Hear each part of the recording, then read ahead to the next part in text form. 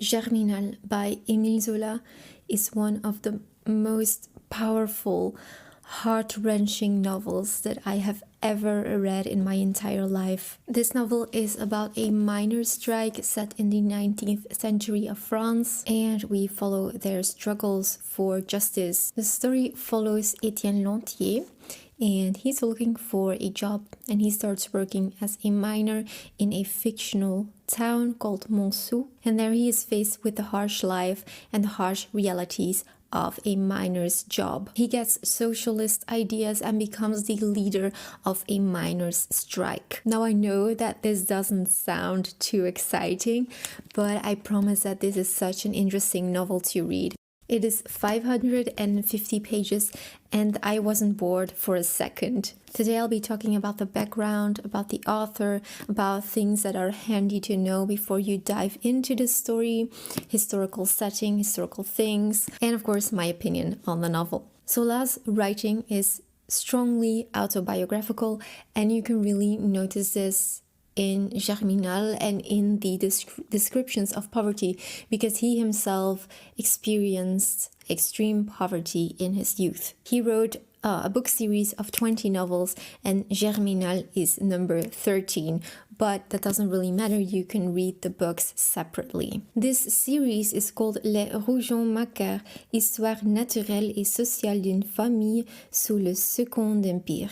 I don't know if all those novels in the series are translated to English, but in any case, they are worth checking out, and Germinal is one of his most famous ones. Zola wrote every day, and he was very loved and very celebrated during his lifetime. He took research very seriously. He went to the library, he interviewed miners, he even went down a mine himself, and being claustrophobic, that was a really hard experience for him, but he did it for the sake of his job, for his writing career, and you can really notice that he knows what he is writing about. You can really feel that claustrophobic atmosphere and the things that he must have felt when he descended into the mines. This miners' strike often reminded me of the French Revolution. You know, the idea of what happens if people are pushed to the edge. He only started gaining respect as an author in the 1960s, and the painter Van Gogh was really fond of this novel, Germinal. Now let's talk a bit about the title, because I can imagine that it doesn't say much to the general reader that picks up this novel. I don't know if you know this, but during the French Revolution, they changed the entire Gregorian calendar as we know it today. So the months from January to December were all changed. Germinal was the 7th month, spanning from March until late April. It signifies spring and renewal. Napoleon changed everything back to the Gregorian calendar in 1806. Zola's writing style is between realism and naturalism. He was one of the founders of the naturalist movement, and the real difference between realism and naturalism is that naturalism focuses more on the working class, on poverty. It zooms in on working conditions and social justice, and it's more gloomy and dark than realist fiction. They have this worldview that free will plays an insignificant role in the shape of your fate. Furthermore, the characters are studied as if they are part of an experiment, and you really feel this in this novel. You know, it's just grimmer and more pessimistic than realism. Zola's writing style, it's easy to follow. He doesn't use too flowery language. His sentences are clear, not too long. He's one of those authors that are great to start with in classics, I think. But you must know that he does not steer away from writing about death and suffering and violence, like violence in extreme detail, okay? Here in this novel are such detailed descriptions of violence and mutilation and animal harm and human suffering. Honestly, I must admit that I've never seen it before, where an author describes those gruesome details and mutilation and animal harm and human suffering in such detail and in such a way that you can see everything play out before you.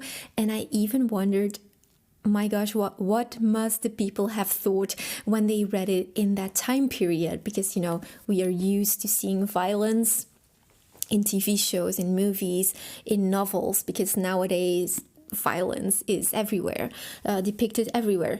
But for a reader in that time period, it must have had some kind of a shocking effect, you know? And I must say, from all the classic authors that I have read, I have never seen one describe violence and suffering in such detail. I feel like this novel changed me, and that doesn't happen a lot.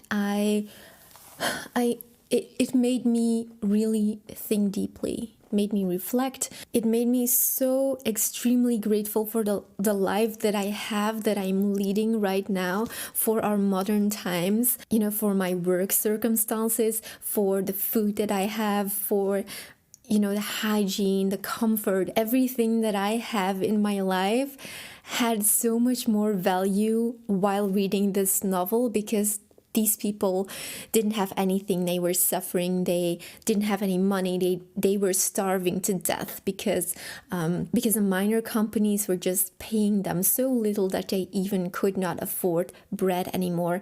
And so at some point, Monsieur Maheu, who is one of the main characters, he says something so touching. He says, let me see. Yeah, so they go on a strike, and Monsieur Maheu tells his bosses this: "We came to tell you, sir, that if it's a question of dying, we would rather die doing nothing." This is so touching, because they were literally dying of hunger, and the mining companies just couldn't see the problem. They just wanted them back to work. And he says, you know, we are dying anyway. If we work or not, we are dying. So we would rather starve and stay at home than go back down into those mines and die there.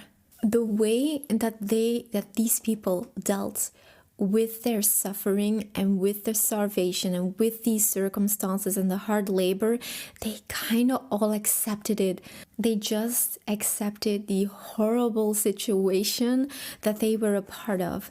And there's something that his wife, Lamayut, says. She says something very touching when she's talking to the bourgeois who do not understand their situation at all. They are so far, they are living in their little bubble, and they do not understand what is going on. Even if the miners say, we are starving, this cannot go on, the bourgeoisie is like, what's their problem? They have houses and they live a happy life. Like, they're living in this illusion. It's just insane.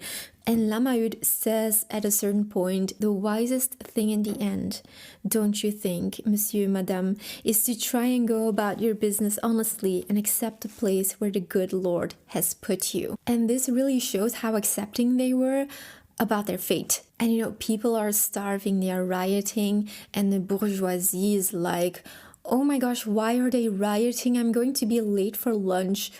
You know, they're very far removed from reality. If I can give you one piece of advice, I would say create a character list, because there are so many characters, especially in the first half of the book, and somehow they are all important.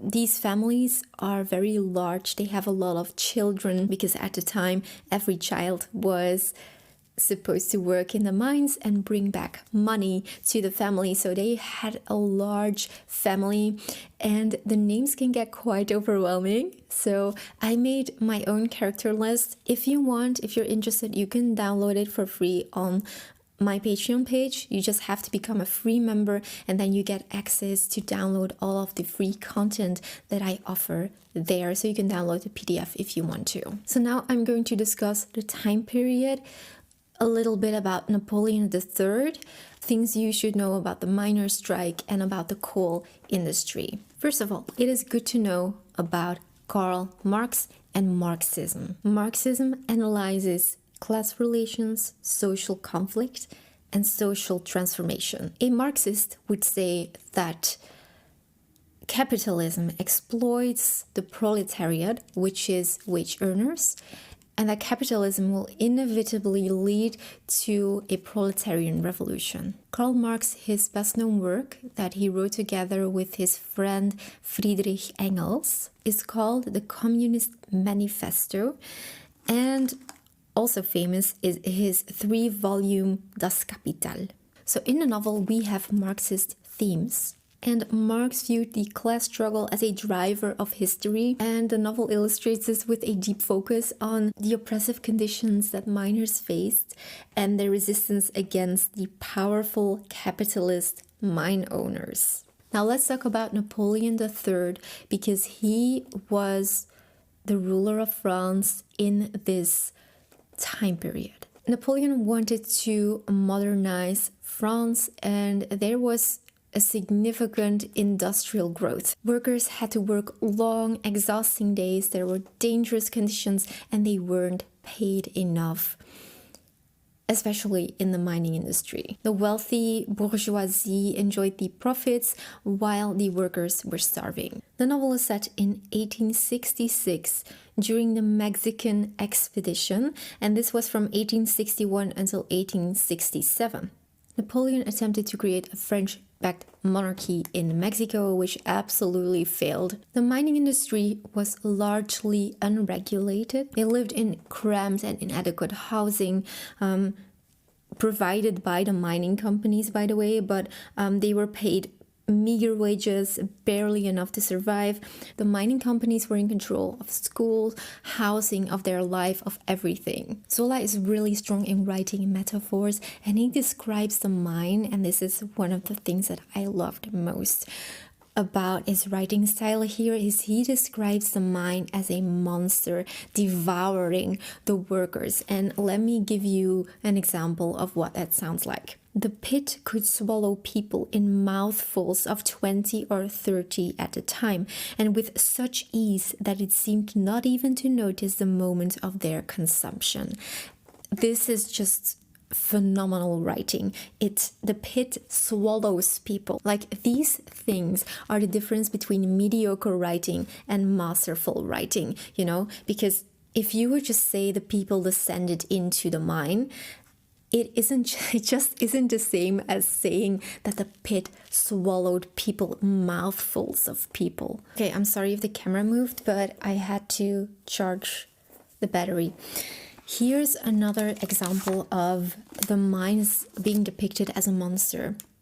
And Levoreux, crouching like some evil beast at the bottom of its lair, seemed to hunker down even further, puffing and panting in increasingly slow, deep bursts, as if it were struggling to digest its meal of human flesh. Isn't that just brilliant writing?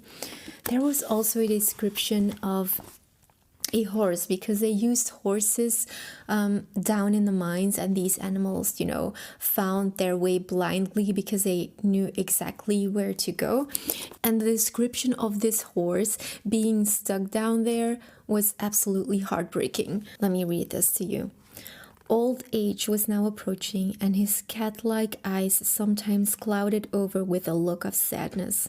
Perhaps he could dimly remember the mill where he had been born, near Marchiennes, or on the banks of the Scarpe, a mill surrounded by the broad expanses of greenery and constantly swept by the wind.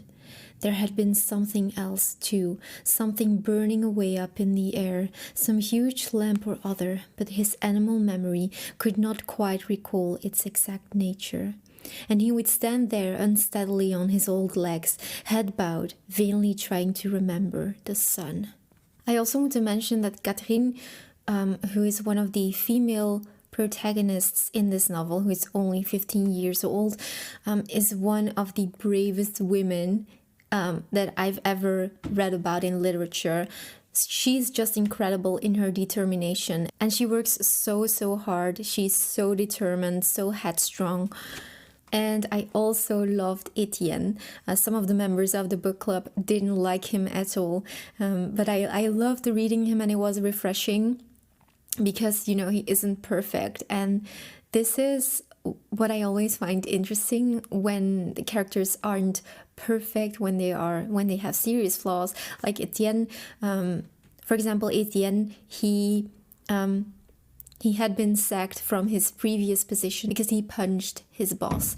And he's that kind of guy, when he drinks, he gets a little aggressive. I want to end this video by mentioning that I think it's a pity that these French authors aren't talked about as much and aren't read as much as American or English classic authors, because they are, you know, my love for French classics, and you know that I try to bring more attention to the French classics because I love them so much. And somehow French authors hit me differently than English or American or Russian or whatever country.